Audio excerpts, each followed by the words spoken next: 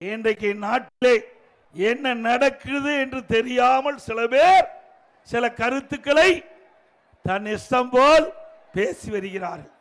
சில பேர் எண்ணுகிறார்கள் ஏதோ மக்கள் மிகப்பெரிய செல்வாக்கதை பற்றி போலவும் இந்த நாட்டிற்கு உழைத்ததை போலவும் இனி அவர்கள் வந்துதான் இந்த நாட்டை காப்பாற்றுவதை போலவும் இன்றைக்கு சில அடுக்கு மொழியால் பேசி வருகிறார்.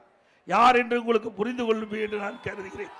நான் உங்கள் முன் பேசுகிறேன் என்று சொன்னால் என்னுடைய அரசியல் வாழ்க்கை 51 ஆண்டு காலம் உழைப்பையே கொடுக்காம பலனை எதிர்பார்க்கிறாங்க.